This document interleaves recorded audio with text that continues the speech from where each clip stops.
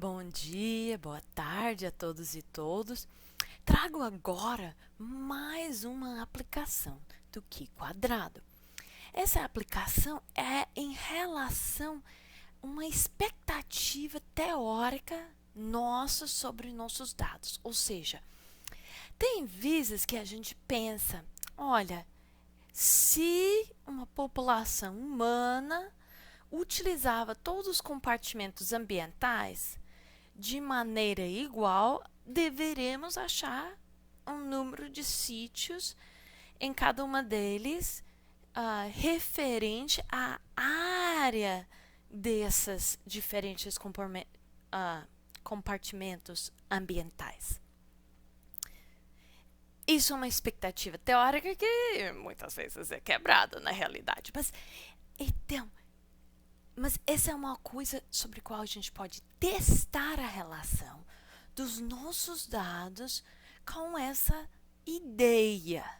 Então, a gente pode testar onde e quanto sai esses dados e se são uma saída relevante em termos da proporção de sítios que encontramos em cada uma dessas regiões. Então, por exemplo, aqui nós temos um levantamento que encontrou 38 sítios e a sua divisão entre terraços, vale fluvial e encostas é representada nesses números. Então, se a gente for calcular a porcentagem de sítios que se encontra em cada um dessas localidades. Então, 50% dos sítios estão encontrados nas áreas de terraço, 31% nas vales fluviais e 18% nas encostas.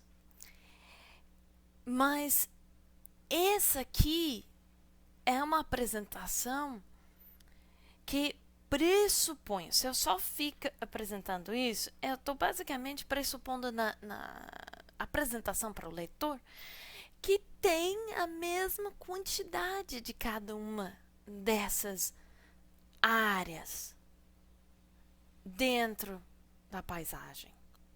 Mas se a gente for olhar o que tem de verdade na minha área de levantamento, eu posso pensar, quantos quilômetros quadrados eu levantei em cada um desses compartimentos ambientais. E com isso, calcular na área do meu levantamento qual é a porcentagem que eu fiz em cada área. Então, aqui eu tenho uma Viese, fez muito mais levantamento na vale fluvial. E será que isso faz uma intersecção com os dados?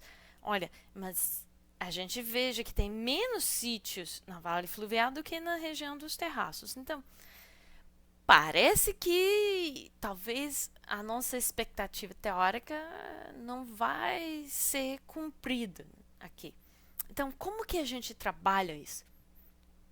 A gente não vai trabalhar o número de sítios em comparação à área. O que a gente vai trabalhar é o número de sítios totais, ou seja, a gente pega todos os sítios, não sítios em cada área, mas todos, e pensa, olha, se eu tenho 38 sítios, quanto dos 38 deveria ter em 61% da área?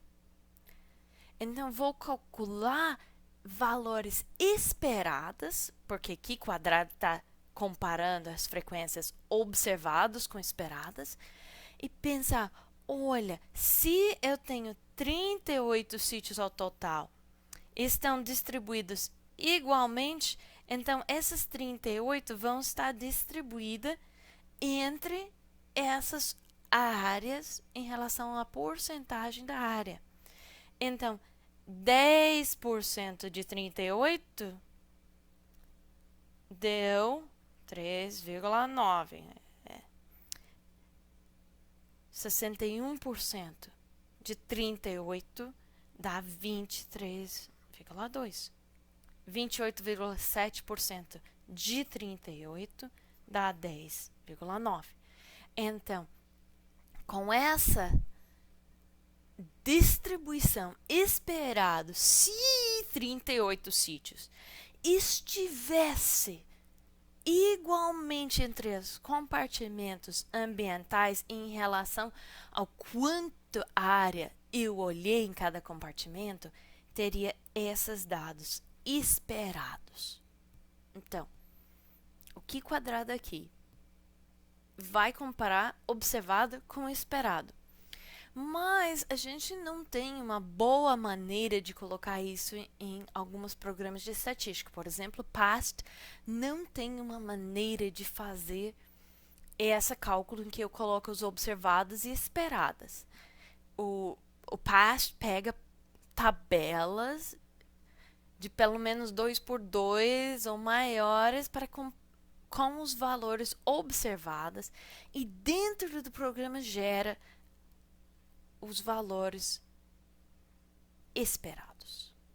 Não tem uma maneira de entrar com os dados esperados quando você tem 3 categorias em uma variável. Então, o que vai acontecer? A gente mesmos vamos colocar lá no Q quadrado. Lembrando que aqui a gente vai ter 3 iterações. Então, a gente vai ter uma iteração do cálculo para os terraços, a gente vai ter uma para vales fluviais e uma para encostas. Porque quando a gente tem essa soma está nos dizendo que a gente vai repetir para cada par que a gente temos aqui. Então, cada uma dessas pares está inserida nessas equações aqui. Então, nesse cálculo, a gente sai com um Q quadrado. Assim, nós podemos fazer essa comparação do nosso levantamento com o esperada de ocupação igual nesses compartimentos ambientais. E onde que cai esse aqui quadrado? Olha, quais são os graus de liberdade? A gente só tem uma variável, mas dentro dela a gente tem 3 categorias. Então, 3 categorias menos 1 fica grau de liberdade 2. Então, a gente olha nos valores de Q quadrado nesses dois para ver onde encaixa 13,89. Então, é maior que 5, é maior que 7,8, é maior que 9,2. Agora aqui, 13,815. 13,815 é um pouquinho menor do que 13,890. Então, nosso valor vai encaixar aqui. Então, a gente tem menos que 0,001 como nossa probabilidade. Então, a probabilidade é muito petitica. Então, a gente tem um resultado aqui que demonstra que seria muito difícil achar 38 sítios distribuídos dessa maneira se os sítios ocupassem o ambiente de maneira igual. Então, com isso, a gente vai gerar algum tipo de frase que comunica esse resultado da nossa esperança teórica com a realidade. Então, tem umas 2 frases aqui demonstrando como poderemos fazer isso. Tipo, é muito improvável que os sítios foram selecionados de uma população de sítios distribuídas de modo igual entre os compartimentos ambientais. E daí seguido pelo Q quadrado e probabilidade. Sempre para dizer por que eu falei muito improvável. Eu falei isso porque eu fiz um teste de estatística, que esse teste de estatística está aqui inserido.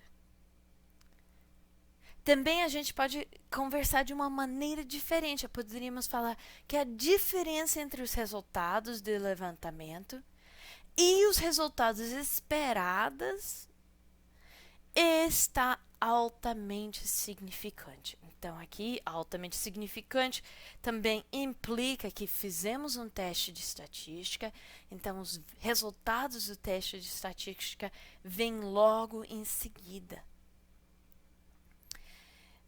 Para essa segunda frase, a gente teria que ter uma frase anterior explicando esses resultados esperados.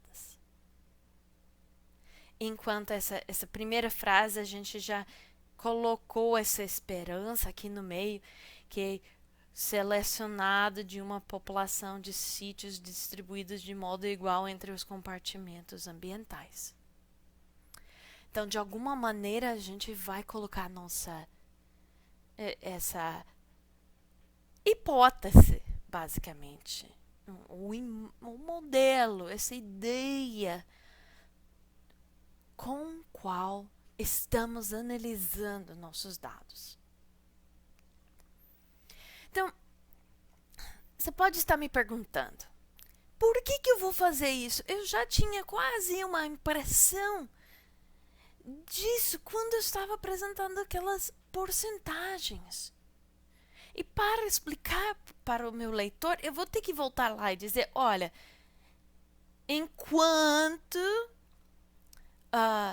60% da região é vales fluviais, só foi encontrada, era 32% dos sítios nessa área, enquanto tem muito mais sítio nos terraços do que a área que os terraços ocupam no ambiente, coisa assim. Você vai ter que destrinchar essas diferenças.